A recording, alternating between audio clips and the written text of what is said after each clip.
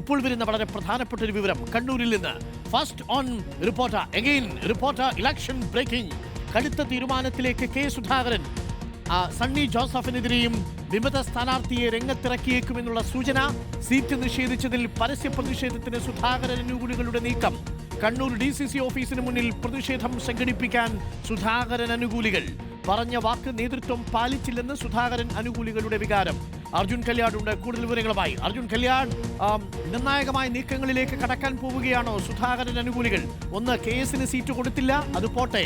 Case പറഞ്ഞവർക്കും അഥവാ കേസിനോടൊപ്പം നിൽക്കുന്നവർക്ക് seat കൊടുത്തില്ലെന്ന് മാത്രമല്ല, TO മോഹനനെ കൂടി സ്ഥാനാർത്ഥിയാക്കിയത് കേസ് അനുകൂലികളെ പ്രകോപിപ്പിച്ചിട്ടുണ്ടോ? വലിയ നീക്കത്തിനാണോ ഒരുങ്ങുന്നത്? ഡോക്ടറും തീർച്ചയായിട്ടും അത്തരത്തിൽ കടുത്ത തീരുമാനത്തിലേക്ക്, കടുത്ത നിലപാടിലേക്കൊക്കെ കെ സുധാകരൻ്റെ അനുയായികൾ കടക്കുന്നുവെന്ന് വേണം ഈ ഘട്ടത്തിൽ, ഈ നിമിഷത്തിൽ നമുക്ക് പറയാൻ കഴിയുന്നത്.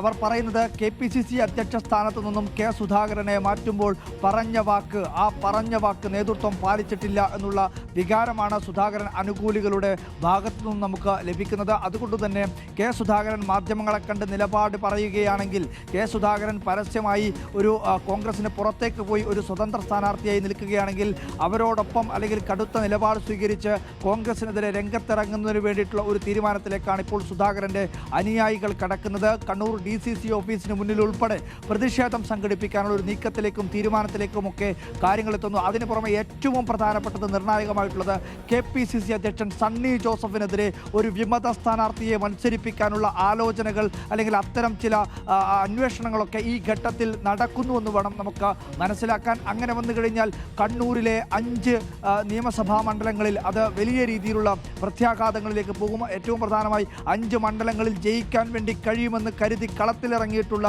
കോൺഗ്രസിന് അത് വലിയ വെല്ലുവിളിയായി മാറും. കണ്ണൂരിൽ മാത്രമല്ല, സംസ്ഥാനത്തെ മറ്റ് പലയിടങ്ങളിലും കെ സുധാകരൻ അനുകൂലികൾ ഇത്തരം നിലപാട് സ്വീകരിച്ചാൽ, കടുത്ത തീരുമാനങ്ങളിലേക്ക് കടന്നു കഴിഞ്ഞാൽ കോൺഗ്രസിന് ഒരു ഭരണത്തിലേക്ക് എത്തുന്നത് പോലും വലിയ രീതിയിലുള്ള പ്രയാസത്തിലേക്ക് കാര്യങ്ങൾ എത്തിക്കുമെന്നുള്ള കാര്യത്തിൽ ഒരു തർക്കവുമില്ല. എന്തായാലും കെ സുധാകരൻ്റെ അനുയായികൾ നിലപാട് കടുപ്പിക്കുകയാണ്, തീരുമാനം കടുപ്പിച്ച് തന്നെ എടുക്കുകയാണെന്ന് വേണം നമുക്ക് ഈ ഘട്ടത്തിൽ മനസ്സിലാക്കാം. പേരാവൂരിലാണ് ഏറ്റവും കടുത്ത വെല്ലുവിളി കണ്ണൂരിൽ ഉണ്ടാവുക എന്നുള്ള കാര്യത്തിൽ ഒരു തർക്കവുമില്ല. സണ്ണി ജോസഫിന് ഈ കടമ്പ കടക്കണമെങ്കിൽ, സുധാകരനെ പിണക്കിക്കൊണ്ട് കടമ്പ കടക്കണമെങ്കിൽ, പേരാവൂർ കടക്കണമെങ്കിൽ വലിയ രീതിയിൽ പ്രയാസപ്പെടേണ്ടി വരുമെന്നുള്ള കാര്യത്തിൽ ഒരു തർക്കവുമില്ല. അത്തരത്തിൽ കടുപ്പിച്ച നിലപാടുകളിലേക്ക് തന്നെയാണ് കാര്യങ്ങൾ പോകുന്നത്. സുധാകരൻ അനുകൂലികളായിട്ടുള്ള കണ്ണൂർ DCCയിലെ പ്രധാനപ്പെട്ട ഭാരവാഹികളെ തന്നെ കളത്തിലിറക്കുന്നതിന് വേണ്ടിയിട്ടുള്ള ആലോചനകളാണ് സുധാകരൻ അനുകൂലികളുടെ ഭാഗത്തുനിന്നും ഉണ്ടാവുന്നത്. കഴിഞ്ഞ ദിവസം കെ സുധാകരൻ്റെ വീട്ടിലേക്കുൾപ്പെടെ നിരവധിയായിട്ടുള്ള നേതാക്കൾ എത്തിയിരുന്നു.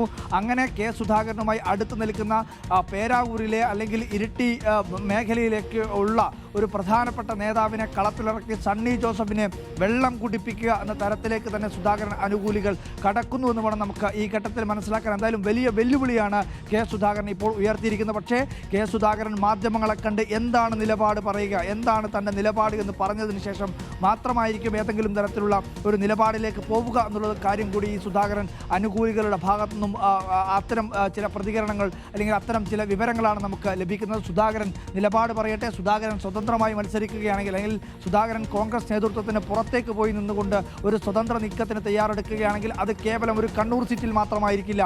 അത് കണ്ണൂരിലും അതുപോലെ തന്നെ തൊട്ടടുത്ത ജില്ലകളിലും 14 ജില്ലകളിലും സാധ്യമാവുന്ന ഇടത്തൊക്കെ കോൺഗ്രസിന് ഒരു വെല്ലുവിളി ഉയർത്തുക എന്ന തരത്തിലേക്ക് ഒരു സംസ്ഥാന വ്യാപകമായ രീതിയിലുള്ള ഒരു വെല്ലുവിളിയിലേക്ക് കാര്യങ്ങൾ പോകുന്നു എന്ന് വേണം നമുക്ക് ഈ ഘട്ടത്തിൽ മനസ്സിലാക്കാൻ. എന്തായാലും കെ സുധാകരൻ അനുകൂലികൾ നിലപാട് കടുപ്പിക്കുകയാണ്.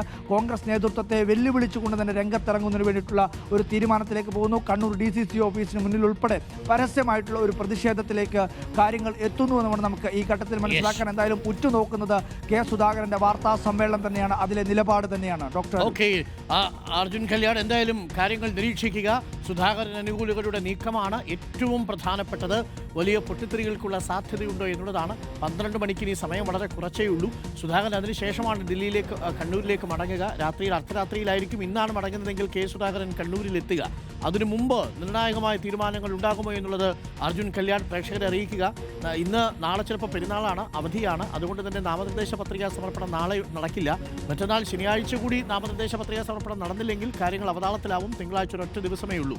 കാര്യങ്ങൾ നിരീക്ഷിക്കുക, സുധാകരൻ അനുകൂലികളുമായി ബന്ധപ്പെടുക, എന്താണ് അവരുടെ നീക്കമെന്നുള്ളതും നോക്കുക. ഒപ്പം DCCയുമായി. Thank you Arjun Kalyan. Thank you Arjun കല്യാണാണ് ഈ വളരെ പ്രധാനപ്പെട്ട വാർത്ത പ്രേക്ഷകരിലേക്ക് എത്തിച്ചിരിക്കുന്നത്. Reporter big breaking. സുധാകരൻ അനുകൂലികൾ വലിയ രീതിയിൽ പ്രതിഷേധം നടത്താനുള്ള സാധ്യതയുണ്ടെന്നുള്ള വാർത്ത വരുന്നു. ഈ വാർത്തയും ആദ്യം പ്രേക്ഷകർ അറിയുന്നത് റിപ്പോർട്ടിലൂടെയാണ്. വിമത സ്ഥാനാർത്ഥികളെ നിർത്താൻ വരെ ആലോചിക്കുന്നു എന്നുള്ള വിവരമാണ് കണ്ണൂരിൽ നിന്നും ഞങ്ങളുടെ പ്രതിനിധി അർജുൻ കല്യാട് റിപ്പോർട്ട് ചെയ്യുന്നത്.